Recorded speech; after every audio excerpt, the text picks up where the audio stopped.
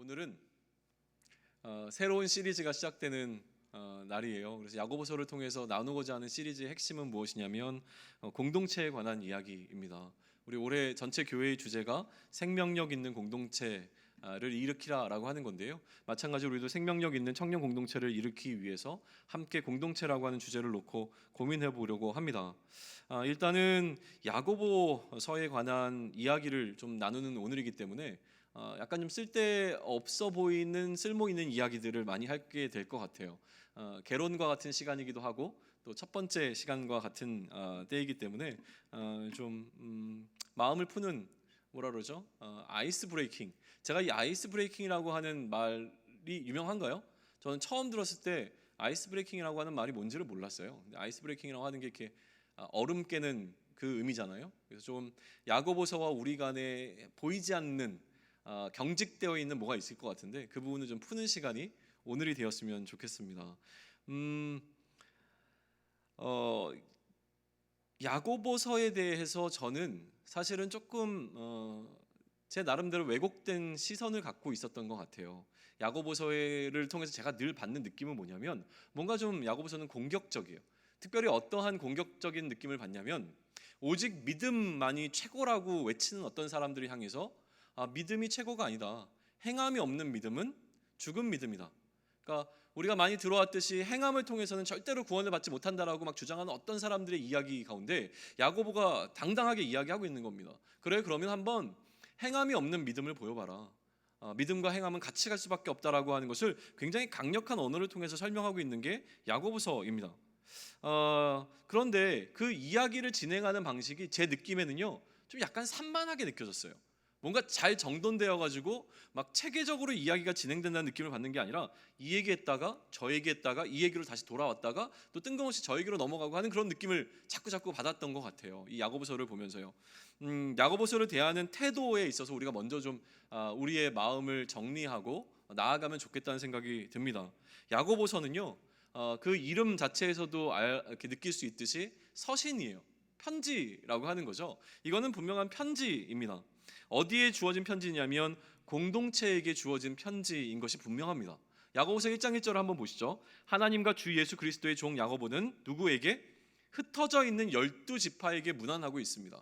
12지파가 누군가냐라고 하는 것에 대한 그 정의를 내리기 전에 일단은 흩어져 있는 12개의 공동체에게 지금 야고보가 이 편지를 전하고 있는 거예요. 한 군데 있는 공동체가 아니기 때문에 아마도 이 편지는 여러 곳에 회람되어지는 서신이었을 겁니다. 계속 이렇게 돌려보든지 아니면 한꺼번에 같은 편지를 사본을 만들어서 여러 곳에 뿌렸든지 어쨌든 12지파에게 다 볼 수 있도록 적혀진 편지였고 여러 공동체에게 주어진 편지였습니다. 그러니 한번 생각해 보시죠. 하나의 공동체가 안고 있는 많은 문제점들이 있을 거란 말이죠. 한 교회를 향해서 보낼 때 그 교회 안에도 굉장히 많은 문제가 있을 거예요. 그런데 지금 예를 들어서 제가 예수향남교회에 편지를 보내는데 각 부서들에게 다 편지를 합니다. 이 부서에는 이런 이야기를 해야 되겠고 저 부서에는 저런 이야기를 해야 되겠고 똑같은 문제가 모든 공동체의 중요한 핵심적인 이슈로 나타날 수도 있지만 각기 다른 이슈를 가지고 씨름하고 있는 공동체가 많을 거란 말이죠. 그러다 보니까 이 짧은 서신 속에서 해야 되는 이야기가 굉장히 많습니다. 그래서 이런 느낌이 드는 거예요. 많은 주제를 빠르게 전환해 나가면서 이야기를 진행합니다. 할 이야기가 너무너무 많은 거예요. 또 다른 이런 그 야고보서가 짧은 서신 안에서 많은 이야기를 하고 있기 때문에 우리에게는 무언가 약간 어려움으로 다가오는 책이기도 하고요. 또 한 가지 어려움은 무엇이냐면 배경 설명을 하지 않아요. 예를 들면 예수양남 청년교회에는 이런 문제가 있더라. 그래서 이런 문제를 접했을 때는 이렇게 하면 된다라고 하는 식의 어떤 문제를 먼저 지적하는 내용이 문제가 무엇이 문제인지를 밝히는 내용이 여기는 등장하지 않습니다. 왜냐하면 생각해 보세요. 우리는 우리의 문제가 무엇인지 분명히 알고 있어요. 그런 의미인 거예요. 그러니까 그 공동체는 굳이 이 공동체가 문제가 무엇인지를 밝히지 않아도 각자가 갖고 있는 어려움이 무엇인지를 알고 있는 상황이었기 때문에 이 부분이 빠져 있습니다.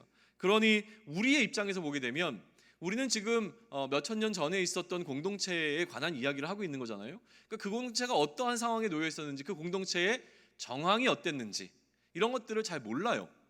그러니까 지금 왜 야고보가 이렇게 이야기를 하고 있는지, 왜 자신의 보이스를 높여가면서 좀 이렇게 뭐라 그럴까요? 혈기를 부리는 것 같은 이런 상황으로 가고 있는지를 이해하기가 참 쉽지 않다는 거예요. 이게 우리가 갖고 있는 한계인데, 그럼에도 불구하고 좀 우리가 이 상황들을 유추해 보면서 계속 야고보서를 살펴볼 수 있으면 좋겠습니다.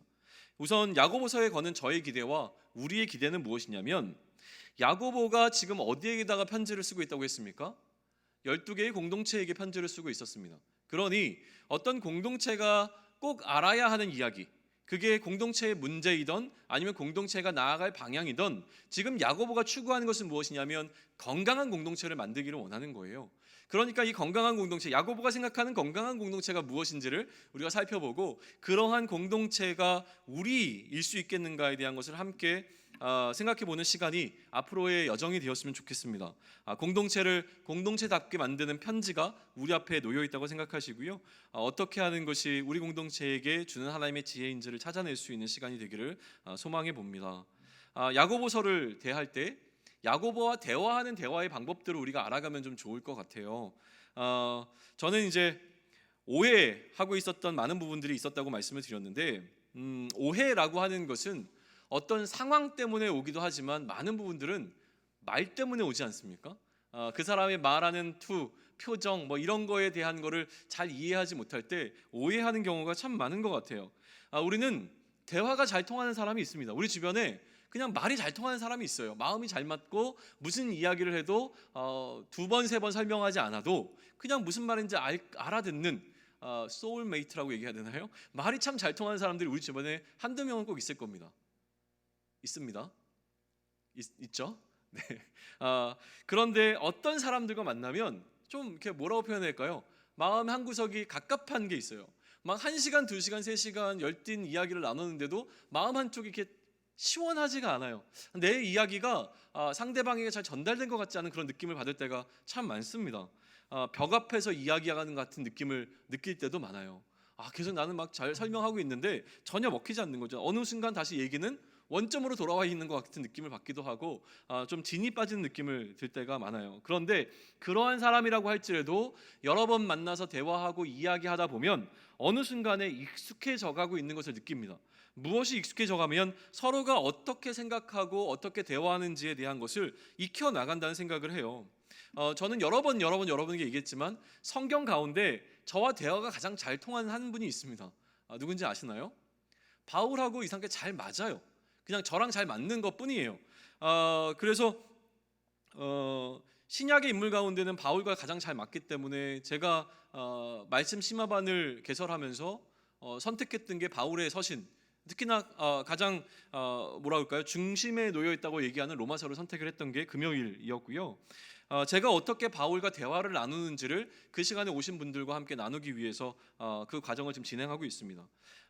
그런데 워낙 잘 통하는 바울이라고 하는 사람 말고, 제가 올해 들어서 제 마음속에 좀 잘 통하고 싶다, 나도 이분과 좀 대화를 깊이 나눌 수 있으면 좋겠다, 마치 바울과 이야기를 하듯이 이분과도 좀 진솔한 이야기를 좀 나누면 좋겠는데 여전히 약간 거리감이 느껴지는 분이 있어요. 그분이 누구냐면 요한이라고 하는 사도입니다. 요한의 마음을 조금 더 제가 공감했으면 좋겠고, 요한이 느끼는 깊이만큼 예수님을 더 많이 사랑했으면 좋겠다라고 하는 마음이 계속 들어와서 요한과 나누는 이 대화를 함께 고민하는 시간이 수요일 날 우리 공동체 그 수요 기도회 시간이 될 겁니다. 그래서 수요일 날 오시면 저와 함께 요한의 마음을 알아가는 그 과정들을 밟아 나가실 것 같아요. 그리고 또 한 사람 들어온 게 야고보입니다. 오늘 이제 주일 몇 번에 걸쳐서 야고보에 관한 이야기를 나누게 되어질 텐데요. 사실 지난번에 차이라고 하는 주제를 가지고 우리가 말씀을 나누는 가운데 공동체에 관한 마음과 고민을 주셨어요. 공동체를 고민하면 좋겠다, 공동체가 어떠면 좋은지 이런 것들을 나누면 좋겠다는 마음을 주셔서 공동체에 관한 시리즈를 진행해야 되겠다고 생각을 했는데, 공동체 하면 가장 먼저 떠오르는 책이 사실은 있습니다. 그거는 야고보서가 아니고요, 에베소서예요. 에베소서가 교회라고 하는 주제를 가장 잘 다루고 있는 성경이기 때문에 에베소서를 다뤄야 되는데, 에베소서를 누가 썼습니까? 바울입니다. 그래서 제가 바울을 또 다루면 또 바울이야? 라고 하면서 약간 편식하는 느낌? 을 받으실 것 같다는 생각이 들어서, 그래서 좀 의지적으로 그러면 에베소서를 제외하고 다른 서신 가운데서 어떤 걸 하면 좋을까 고민하는 가운데 야고보서가 들어왔습니다. 야고보서를 선택하게 되었는데요. 공동체를 바라보는 시각을 야고보식으로 한번 접근해 보려고 합니다. 야고보가 그의 공동체를 어떻게 바라보고 있는지, 야고보가 생각하는 건강한 공동체의 모습은 무엇인지를 우리가 함께 나누면서 우리 공동체를 다시 한번 돌아볼 수 있는 시간이 되면 좋겠습니다. 야고보에 대한 저의 편견 가운데 한 가지는 무엇이냐면, 야고보는 바울만큼 논리적인 사람이 아니다라고 하는 거였어요. 진겸아, 야고보는 바울만큼 논리적인 사람이 아닌 것 같아요. 그렇게 생각하죠? 네, 그래요. 맞아요. 뭐라고요? 알고 있었어요. 대단해요. 대단해요. 그런데 잘 들어봐요. 아주 뭐라 그럴까요? 감정적이지도 않지만 체계적이지도 않다는 마음을 갖게 되어지는 게 야고보서였습니다. 그런데 우리 모두에게는 이런 생각이 들어왔어요. 논리가 다 있습니다. 그러니까 논리가 없다라고 하는 말 자체가 혹은 말이 안 되는 거 아닐까 이런 생각을 좀 하게 되었던 것 같아요. 누구에게나 논리는 있습니다. 자신만의 논리가 다 있는 것이죠. 그래서 바울의 논리는 아니지만 야고보식의 논리가 분명히 존재할 거라는 생각 가운데, 그러면 야고보가 이야기하고 있는 그의 머릿속에 들어있는 이 그리스도를 이해하고 있는 이해의 뼈대는 무엇인가, 또 야고보가 이해하고 있는 공동체의 뼈대는 무엇인가를 살펴보기 위해서 좀 고민했던 시간이었던 것 같고요. 그런 식으로 아마 야고보서를 계속 살펴보게 될 것 같습니다. 야고보서를 1장 1절에서부터 8절까지만 살펴보았어요. 근데 이 과정에서 제가 계속 말씀을 보고 연구하고 생각하고 고민하는 가운데 드는 생각은 무엇이냐면, 딱 한 가지였어요. 처음에 드는 입장은 야고보는 약간 수다쟁이 같은 느낌을 들었어요. 수다쟁이. 말 잘하는 사람들이 우리 주변에 있죠. 말 잘하는 사람 떠오르는 사람 있습니까? 말 잘하는 사람.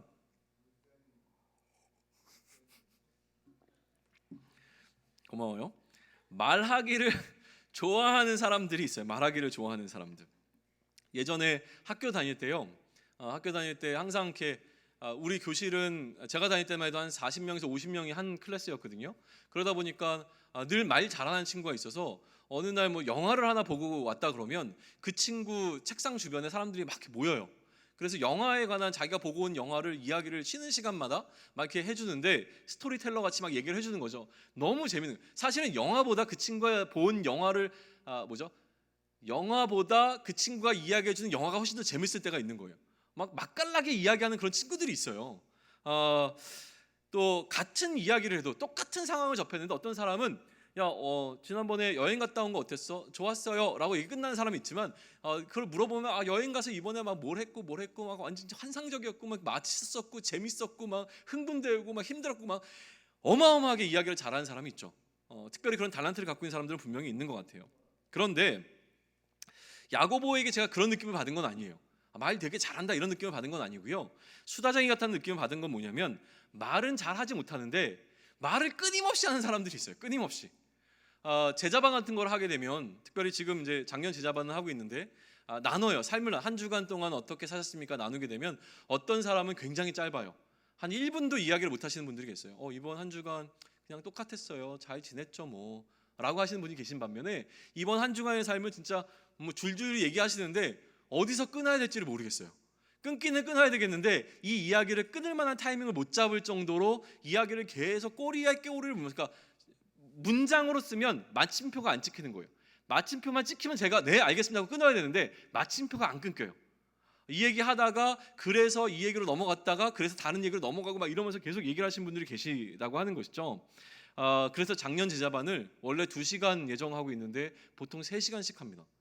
그러니까 1시간 나누고 1시간은 제가 강의를 해야 되는데 1시간이 아니라 2시간 정도를 나누고 제가 1시간 강의를 해야 돼요. 그래서 한 3시간 정도 하는 게 지금까지는 아마 1학기라서 그런 것 같긴 한데 그런 식으로 좀 진행을 하고 있어요. 저에게는 사랑하는 조카들이 있는데 그중에 지연이라고 하는 조카가 있어요. 지금은 중학생이 되어서 키가 거의 이제 저만해졌어요. 여자아이인데 굉장히 커요. 근데 이 친구가 초등학교 1학년 때, 지금은 이제 중학교 1학년인데 초등학교 1학년 때 제가 미국에 있을 때 미국에 왔어요. 그래서 미국은 우리보다 학기가 빨리 시작하거든요. 반년이 빨리 시작합니다. 그래서 초등학교를 입학하기 전에 와서 6개월 동안 미리 미국에 있는 초등학교 1학년에 입학해서 그 학교를 다녔어요. 그런데 이 아이는 영어를 한국에서 조금 하긴 했지만 그래도 의사소통에 불편함이 있었고, 제가 매일 학교까지 라이드를 해주고 또 데리고 왔었습니다. 그러니까 학교에 가면 하루 종일 학교에 있는데 말하기를 좋아하는 친구인데 영어가 안 되니까 친구들 하고 싶은 얘기가 얼마나 많았으며 본인 스스로 하고 싶은 얘기가 얼마나 많았겠어요. 그래서 딱 학교에 마치고 데리러 가면 차에 타자마자 얘가 하는 두 가지가 있었어요. 하나는 뭐냐면 제가 물을 생수 이제 500ml짜리 하나를 항상 챙겨 갖고 가는데 그 물을 벌컥벌컥 다 마셔요. 그러니까 너무너무 물을 마시고 싶은데 선생님한테 물 먹으러 갈게요 이 얘기를 하는 것도 약간 불편하고, 그래서 물을 잘 못 마시는 거예요. 그러니까 목이 마르니까 차에 타자마자 물 한 통을 다 비우고 난 다음에 그 다음부터 뭘 하냐면 이야기를 시작합니다. 학교에서부터 집까지 오는데 한 30분이 걸리거든요. 30분 내내 이야기를 하는 거예요. 그리고 집 가까이 오게 되면 시원하다 이 얘기를 해요. 초등학교 1학년짜리가 얼마나 얘기를 하고 싶었으면 이 얘기를 못한 거를 차 안에서 먼저 푸는 거예요. 근데 이 이야기는 논리나 체계가 있는 이야기가 아니에요. 그냥 막 얘기하고 싶으니까 막 하는 거예요. 그냥 막 뭐 생각나는 대로 말하는 것이죠. 말 잘하는 사람과 수다스러운 사람의 차이가 거기에 있다고 생각을 합니다. 말 잘하는 사람은 뭔가 체계적으로 논리적으로 이야기를 풀어나가지만 수다스러운 사람은 내 이야기가 얼마나 논리적이고 설득력이 있는가가 중요한 게 아니라 얘기하는 그 자체가 필요한 거예요. 얘기가 너무 하고 싶은 거예요. 그럴 때 있잖아요. 말하는 행위 자체가 중요할 때가 있습니다. 뭐 내용보다도 그냥 누가 내 이야기를 들어줬으면 좋겠어요. 내 이야기에 대한 어떤 코멘트를 달아주거나 나에게 뭐라 그러죠? 컨설팅을 해주는 게 필요한 게 아니라 그냥 내 얘기를 오롯이 들어줄 수 있는 사람이 있으면 좋겠어요. 너무너무 얘기를 하고 싶은데 들어줄 수 있는 사람, 누구에게 얘기를 못할 것 같을 때 뭘 합니까? 막 SNS 같은 데다 올리는 거잖아요. 뜬금없는 이야기 같죠. 이런 게 인생이지. 뭔 말인지 모르겠는데 갑자기 한마디씩 올리는 거예요. 너무 그러니까 내 안에 지금 하고 싶은 얘기가 너무 많아요. 누군가 물어봐 줬으면 좋겠어요. 야, 너 왜 그래? 그러면 이제 얘기 막 하는 거죠. 그런 때 없으십니까? 네, 없으시군요.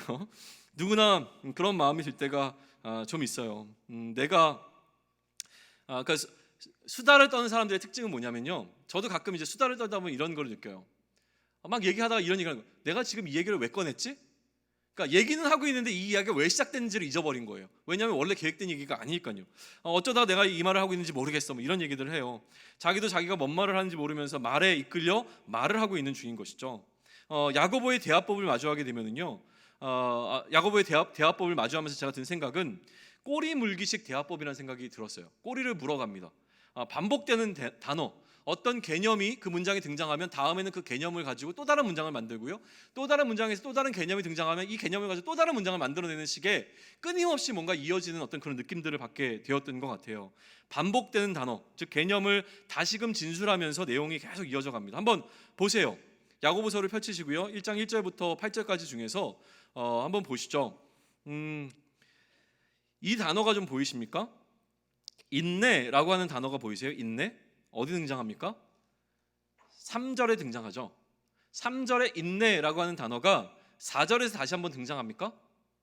네, 4절에서 인내가 다시 한번 등장해요. 4절에서 온전히라고 하는 단어가 보이세요? 그리고 나서 4절 중반부에 온전하고라는 말이 또 한번 등장하는 게 보이세요? 그 다음에 4절 마지막에 부족이라는 단어가 보이세요? 부족함.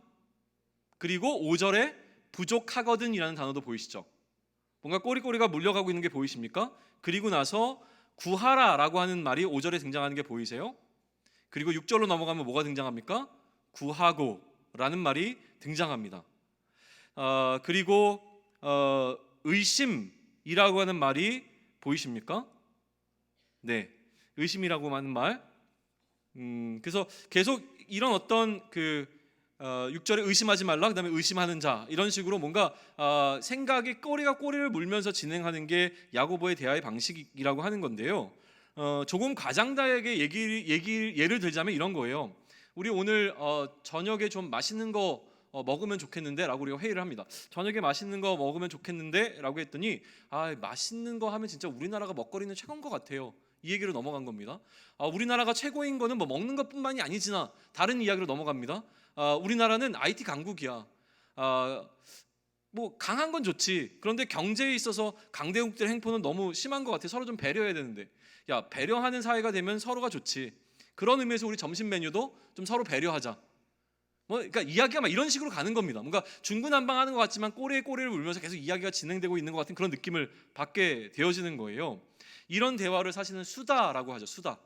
우리가 막 친구들끼리 모여서 얘기할 때 이야기가 꼬리에 꼬리를 물잖아요. 사실은 뜬금없는 이야기가 나오기도 하지만 이 얘기하다가 저 얘기가 생각나서 그 얘기로 갔다가 그래 맞아 그때 걔가 그랬어 걔 생각해보니까 이거야 막 이러면서 막 얘기가 막 나가잖아요. 이게 수다스러움이거든요. 수다의 정의를 보니까요, 쓸데없이 말수가 많음이 수다스러움이래요. 쓸데없이 말수가 많아요. 쓸데 있는 말만 하면 되는데.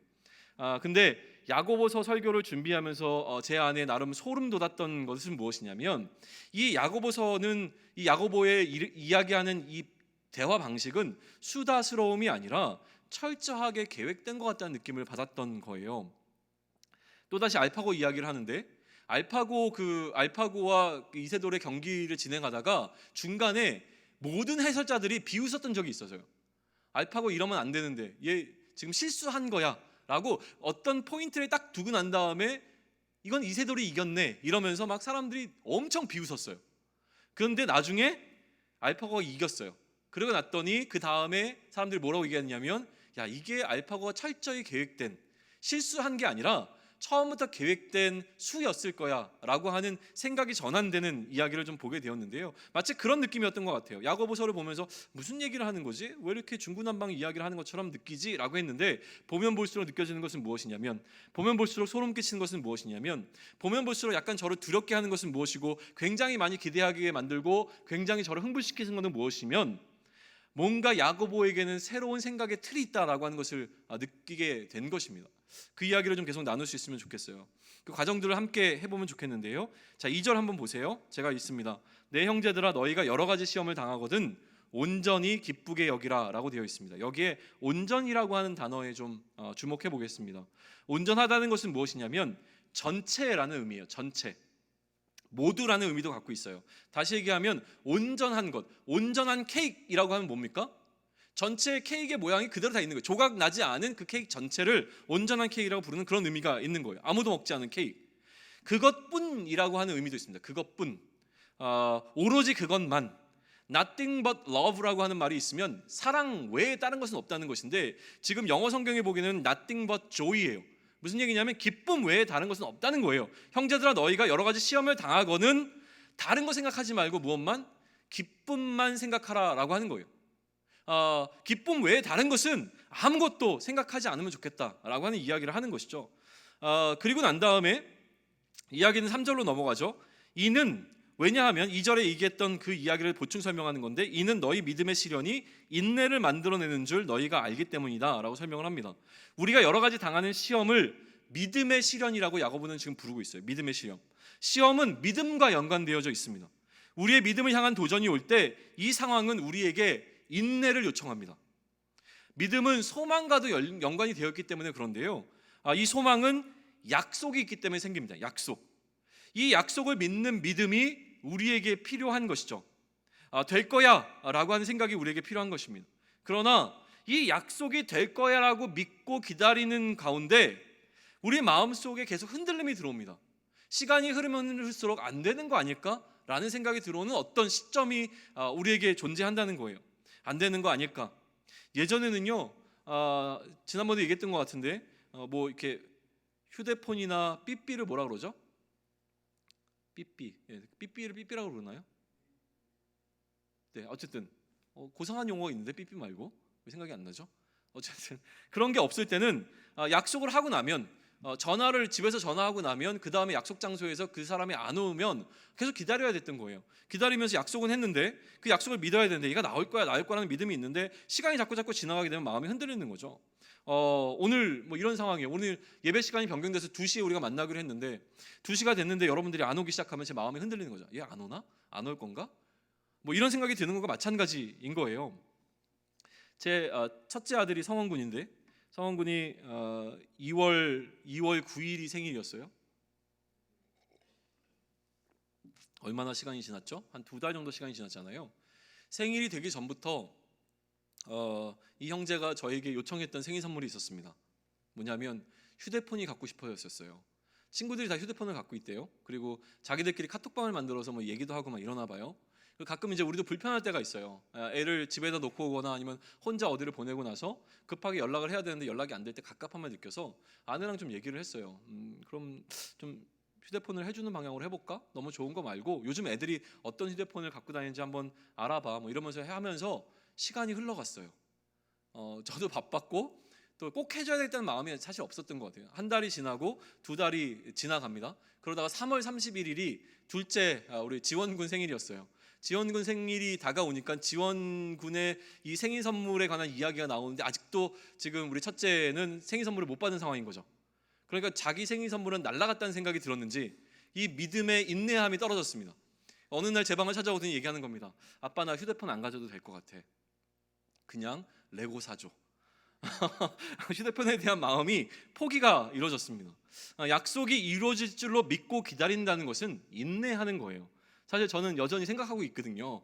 아마 하게 될 것 같긴 한데 기다림이 인내이고 이 인내가 바로 기다림이 되어지죠. 그러니 약속이 이루어지지 않을 것이라고 하는 마음을 주는 것이 바로 무엇입니까? 시련입니다. 시련.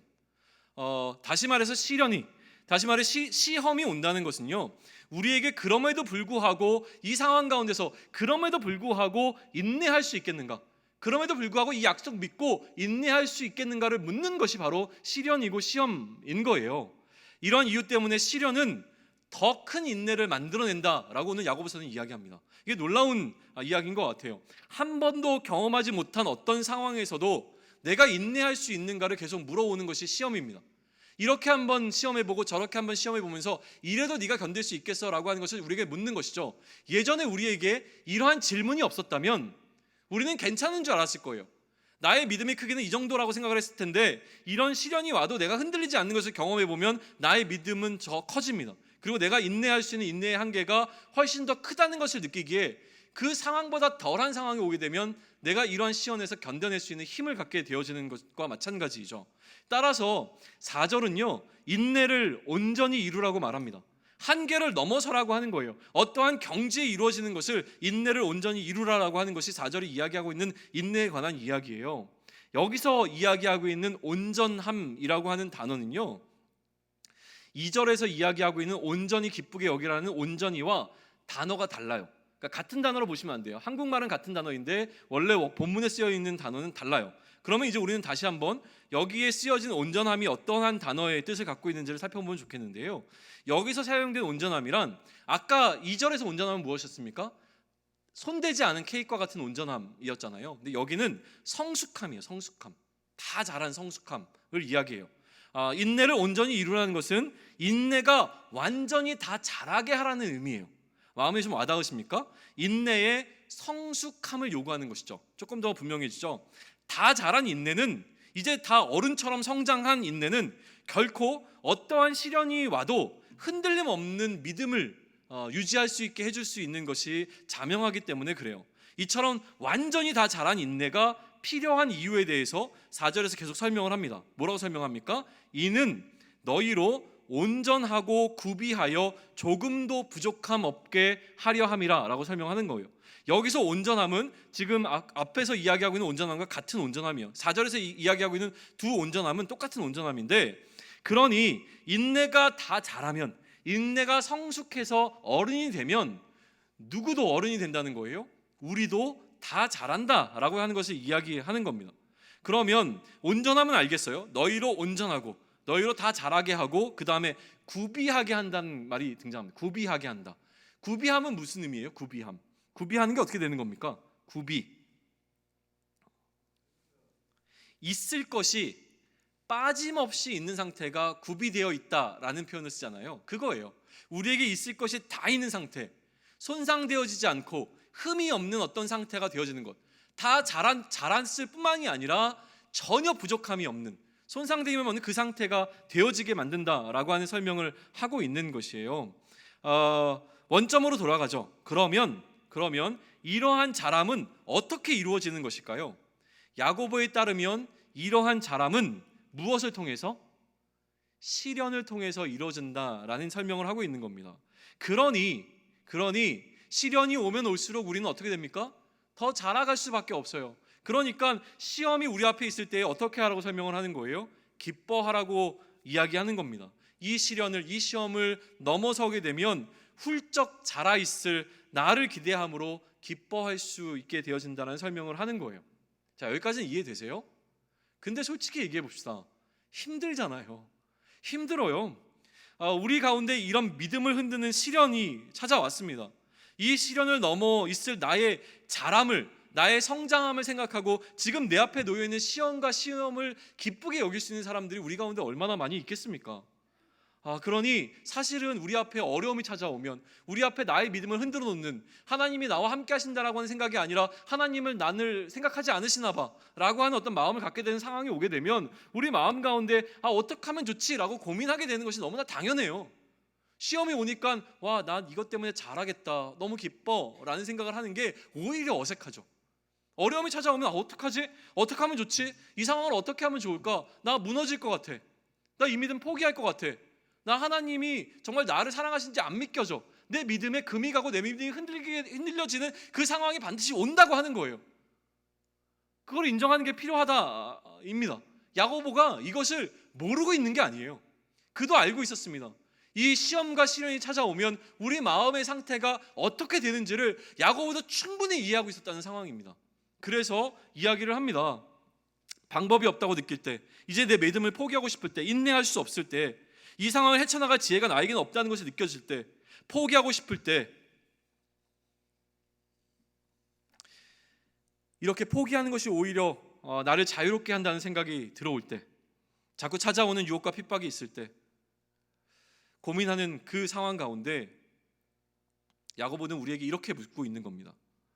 그렇게 고민될 때, 그렇게 고민하면서 너는 하나님께 물어본 적 있니? 라는 질문을 우리에게 던집니다. 그렇게 심각하게 네가 너의 삶을 놓고 씨름하고 아파하고 힘들어하는 가운데 너는 이 문제를 가지고 하나님께 여쭤본 적은 있니?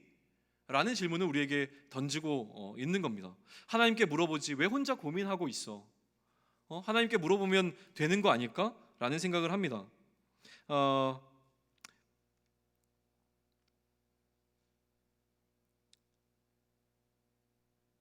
그러면 우리는 이런 생각이 들 수 있어요.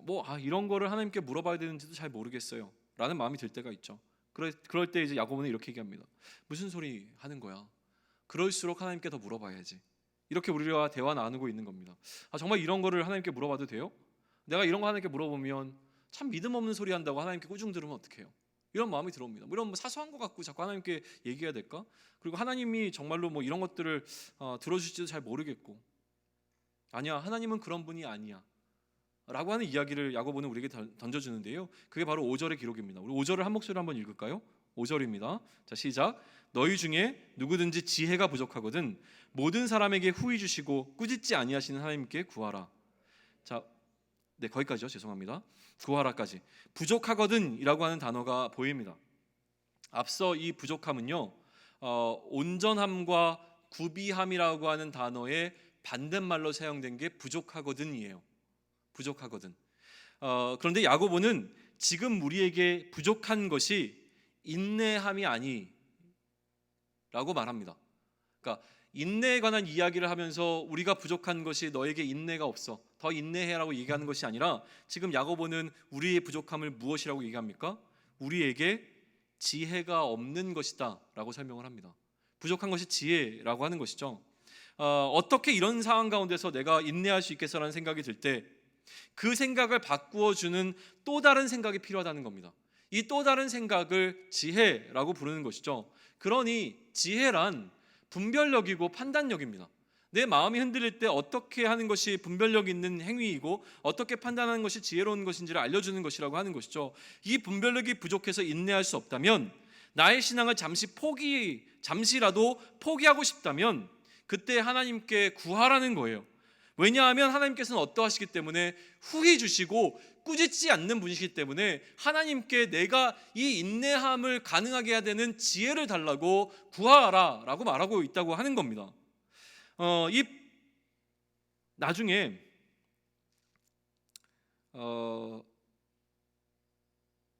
5절 5절 끝까지 한번 제가 읽을게요. 너희 중에 누구든지 지혜가 부족하거든 모든 사람에게 후히 주시고 꾸짖지 아니하시는 하나님께 구하라 그리하면 주시리라예요. 구하면 주신다라고 하는 단순함이 등장하는 말이 이 5절 맨 마지막이에요. 그리하면 주시리라라고 되어 있어요. 그런데 이 주심의 특징이 나와 있죠. 어떻게 주신다고 이야기하세요? 첫 번째는 후히 주시고 두 번째는 꾸짖지 아니하시고 주신다라고 설명하고 있어요. 자, 후히 주신다라고 하는 이 말이 굉장히 중요한데요. 후히 주신다는 것은 무엇입니까? 첫 번째 들어오는 생각은 굉장히 관대한 하나님이 떠오릅니다. 후히 주시는 것이죠. 그냥 다 주시는 그 하나님이 생각이 돼요. 그런데 실제로 이 후히 주신다라고 번역된 단어의 원어적인 의미를 보게 되면 심적인 유보함 없이 마음에 어떠한 그 좀 주저함 없이 주신다라는 의미를 갖고 있어요. 단순히 그냥 주시는 거예요. 나뉘어진 마음 없이 갈등 없이 그냥 주시는 나눠주심을 주시는 것을 이야기하는 거예요. 우리는 뭔가 하나님께서 우리에게 요구하는 그 믿음을 붙잡고 있기에 주저하고 있는데 하나님은 주저함도 갈등함도 없이 우리에게 그냥 주신다라고 하는 것을 후히 주신다라고 표현하는 겁니다.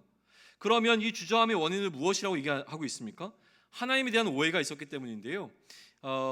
꾸짖으실 것 같다는 생각이 하나님께 구하지 못했던 것처럼 지금 야고보는 이야기하고 있습니다. 왜 이들은 하나님께서 자신들이 이것을 구하면 꾸짖는다고 생각을 했을까에 대한 것은 나중에 조금 더 우리가 살펴보면 좋겠고요. 일단은 하나님께서는 꾸짖지 아니하고 하신다는 것은 기꺼이 하신다는 거예요.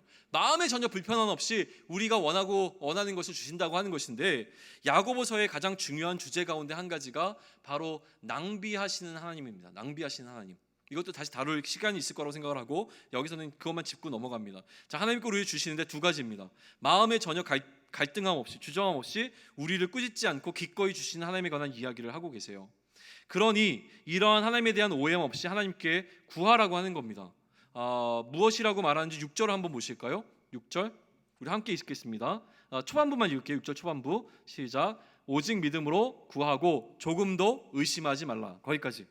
이제 야고보의 논의는 무엇이냐면 구함이라고 하는 논의로 넘어갔어요. 야고보의 논의가 구함으로 넘어갔는데 구할 때 어떻게 구해야 된다고 얘기합니까? 믿음으로 구해야 된다고 얘기를 하는 겁니다. 믿음으로 구한다는 것은 조금도 의심하지 않음을 의미하는 거예요. 이 지혜를 구할 때 믿음으로 조금도 의심치 말고 구하라고 하는 거예요. 그러면 이것을 하나님께서 반드시 응답하신다고 하는 것이죠. 자, 주저하고 있는 것이 누구인지가 선명하게 드러나는 시점입니다. 우리가 주저하는 것이죠. 하나님께는 주저함이 없습니다.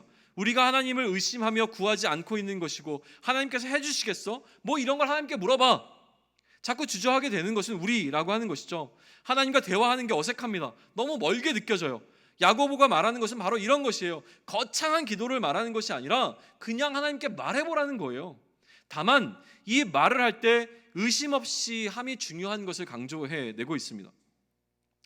의심함이 없는 것이 중요함을 강조하고 난 다음에 야고보의 논의는 어디로 넘어가겠습니까? 의심함에 관하여서 넘어갑니다. 6절 중반부인데요. 6절 중반부를 제가 읽을게요. 의심하는 자는 마치 바람에 밀려 요동하는 바다 물결 같으니 이런 사람은 무엇이든지 죽게 얻기를 생각하지 말라라고 되어 있어요. 인내를 온전하게 이루어야 하는 이유는 무엇입니까? 우리가 온전히 잘할 수 있기 때문에 그렇습니다. 우리가 온전해진다는 것은 우리에게 전혀 부족함이 없다라고 하는 거예요. 부족함이 없어지는 상태는 더 이상 시련 가운데 우리가 흔들림이 없다고 하는 것이죠. 그런데 여전히 우리가 부족하다고 느껴진다면 우리는 구해야 합니다. 나에게 실제로 부족한 것은 나에게 인내함이 없기 때문이 아니라 뭐가 없기 때문입니까? 이 시련을 극복해 나갈 수 있는 지혜가 없기 때문이기 때문에 이 지혜를 구해라고 말하는 거예요. 이 지혜를 구하면 하나님께서는 주신다라고 설명을 하고 있는 겁니다. 그리고 이 하나님께 지혜를 구할 때는 의심하지 말고 구하라고 이야기합니다. 그리고 7절에서 이렇게 이야기합니다. 의심은 지혜를 못 얻게 할 뿐만이 아니라 무엇이든지 얻지 못하게 된다라는 설명을 하고 있는 것이죠. 하나님을 의심하는 것을 두 마음을 품는 것으로 이해하고 있기 때문에 그래요. 하나님을 믿는 마음과 하나님을 믿지 못하는 마음 두 가지가 우리 안에서 공존합니다. 이 두 마음 사이에서 우리는 갈등하고 있는 거예요. 그것이 바로 8절입니다. 우리 8절을 한 목소리로 같이 읽을까요? 자, 시작. 두 마음을 품어 모든 일에 정함이 없는 자로다 라고 하고 있어요. 정함이 없다는 것은 무엇입니까? 안정적이지 않다는 거예요. 정함이 없다, 안정적이지 않아요. 고정되어 있지 않은 겁니다. 그러므로 이 야고보서 1장 1절로부터 8절까지의 결론은 우리가 두 마음이 아니라 한 마음을 품는 것에 관한 이야기를 하고 있는 것이에요. 한 마음이요, 공통된 마음을 가지라고 하는 이야기가 아니에요. 어떤 마음입니까? 하나의 마음만을 가지라는 거예요. 두 가지 마음이 아니라 하나의 마음. 어떤 마음입니까? 하나님을 믿는 그 단 하나의 마음만을 가지고 있어라 라고 얘기하는 게 오늘 본문이 우리에게 주고 있는 이야기입니다. 시련은 오지 않을 거야 라고 하는 이야기를 하고 있는 게 아니에요. 시련은 반드시 올 것으로 인정하고 이야기가 등장합니다. 시험이 오지 않음을 말하는 것이 아니라 시험은 반드시 오는데 오히려 그 오는 것이 우리에게 유익임을 설명합니다.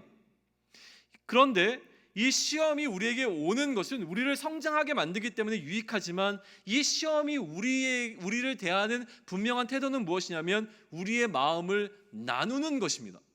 시험이 하는 역할은 무엇이냐면 하나의 우리의 마음을 두 가지로 나누는 거예요.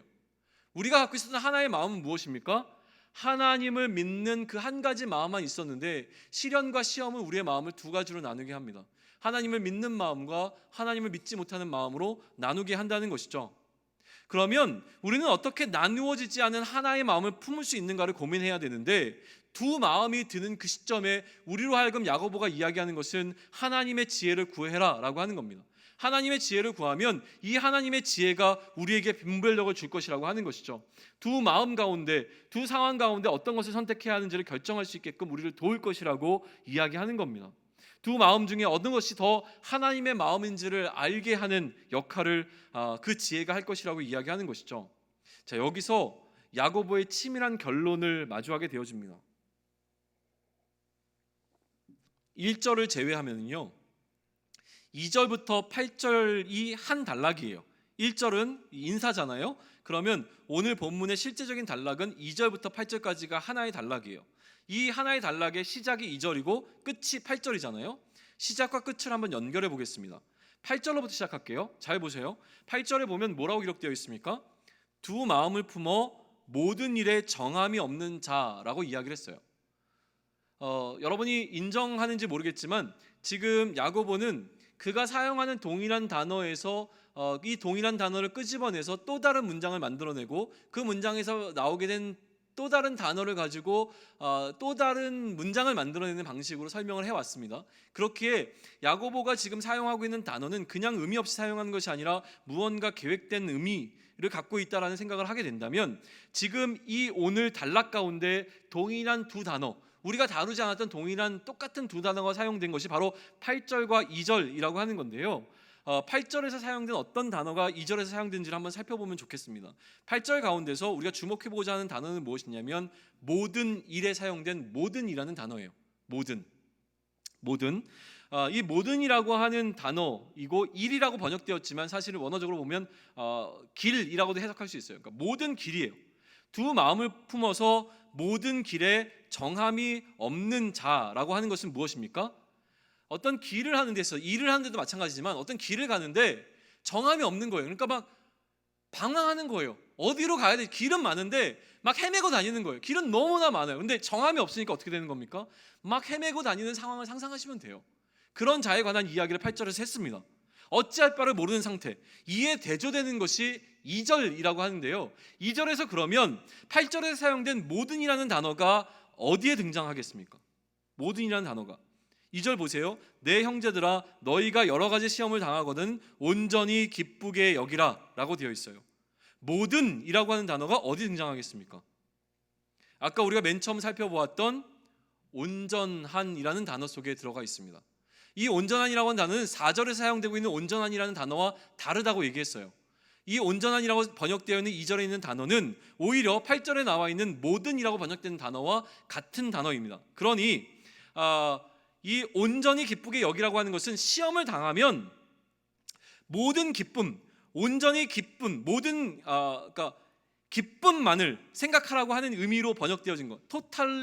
제가 영어로 써서 미안한데요. 그러니까 totally joy라고 하는, 그러니까 완전한 기쁨만 이야기하고 있는 것을 이야기하는 거예요. 모든 기쁨인데요. 그러니 2절은 무엇을 얘기하냐면 우리의 길은 딱 하나로 정해져 있다는 겁니다. 여러 시험이라고 하는 것은 다양한 공격이 우리에게 들어옵니다. 다양한 시련이 오는데 그럼에도 불구하고 우리가 가야 되는 유일한 길은 무엇입니까? 딱 한 가지라는 거예요. 뭡니까? 그냥 기뻐하는 거예요. 이게 정해져 있다라는 이야기를 야고보는 하는 겁니다.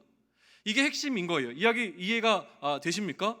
공동체를 이야기하는 이 첫 번째 시간에 이 주제가 우리의 마음을 정하는 것인 것이 저는 너무나 감사하다는 생각이 들었습니다. 오늘 본문은 우리에게 하나님을 신뢰하는 우리의 믿음에 관해서 묻고 있어요. 이거 하나만 우리에게 있어야 함을 이야기하고 있는 겁니다. 우리의 길은 하나님만을 신뢰하는 것이에요. 하나님만을 신뢰하기에 우리는 복잡해지지 말고 단순해지라는 이야기를 하는 겁니다. 다양한 길이 있지만 여기서 유리방황하는 것이 아니라 우리는 단순해지라고 얘기하는 거예요. 우리의 길은 단 한 가지입니다. 앞으로 우리의 논의는 이 단순함에서 출발합니다. 시련이 오지 않을 때 우리는 기쁠 거예요. 그러나 시련이 와도 이 시련이 나에게 유익이 되는 것이 분명하기에 우리는 더더욱 기뻐할 수 있습니다. 그러므로 어떠한 상황에도 우리는 기뻐하는 공동체가 될 수 있는 것이 분명해요. 그런데 안 기뻐요. 그러면 우리는 예를 들자면, 죄송해요, 이런 예를 들어서 오늘 이 예배가 끝나자마자 우리는 청소라고 하는 시련을 마주합니다. 청소하는 게 안 기뻐요. 안 기쁠 때 우리는 뭘 하면 되겠습니까? 삶의 중요한 순간에 청소라는 문제보다 더 심각한 어려운 문제가 우리 가운데 찾아올 때에 기쁘지 않은 상황이 우리 앞에 놓여 있을 때 우리는 어떻게 하면 되겠습니까? 그 순간에 하나님을 향한 우리의 마음이 불편해지는 그 순간에 우리는 지혜를 위해서 기도해야 된다라는 이야기를 하는 게 오늘의 본문이라고 하는 겁니다. 기도하면 반드시 지혜를 주실 것이라고 하는 것이죠. 이 단순함을 우리 가운데 품고 나아갈 수 있으면 좋겠습니다. 공동체를 향한 내 마음과 내 기대감이 있습니다. 내 마음을 흔들고 빼앗아가는 어떠한 상황이 닥칠 수 있습니다. 하나님을, 예수를 그리스도로 인정하는 공동체의 모습이 이것밖에 되지 않는가? 우리 공동체를 향한 하나님의 마음은 어디에 있는가? 우리 공동체가 해야 되는 것은 무엇인가? 하나님이 우리 공동체를 사용하시기는 하는가? 우리 공동체의 모습이 이것이 올바른가라는 어떤 수만 가지 생각들이 들어올 때, 혹은 공동체 멤버들을 향한 우리 마음 가운데 인내함이 떨어져 나가는 어떤 순간들이 올 때, 내가 하고 있는 어떤 일 가운데 이것이 옳은 것인가라고 하는 수많은 도전들이 찾아올 때, 인내하지 못할 때, 그때 하나님께 부르짖으면서 가자라고 하는 겁니다. 단순하게 가야 됩니다. 우리의 가야 되는 길은 분명하게 결정되어 있기 때문에 그렇습니다. 여러 길 가운데 방황하는 것을 원하는 것이 아니라 하나님의 마음만을 품고 나아가는 것을, 하나님을 향한 그 믿음만을 품고 나아가는 것을 원하는 것이 오늘 야고보서가 우리에게 도전하고 있는 그 메시지라고 하는 것이죠. 그러나 안 될 겁니다. 분명히 안 돼요. 분명히 어렵습니다. 마음 상합니다. 마음 빼앗겨집니다. 마음이 힘들어집니다. 그때 무엇을 하면 되겠습니까? 기도하며 나아가게 됩니다. 지혜를 구하며 나아가는 것이 우리 공동체가 살 길이라고 하는 것을 오늘 야고보서를 통해서 우리가 마주하게 되어집니다. 공동체뿐만이 아니라 우리 그리스도인들이 이 땅을 살아가는 유일한 살 길이라고 하는 것을 신뢰하면서 오늘도 내 앞에 나와 있는 삶의 정황 가운데 무릎 꿇지 아니하고 하나님께 구하고 간구하고 지혜를 구함으로 말미암아 인내하며 나아갈 수 있는 우리들이 되기를 소망합니다.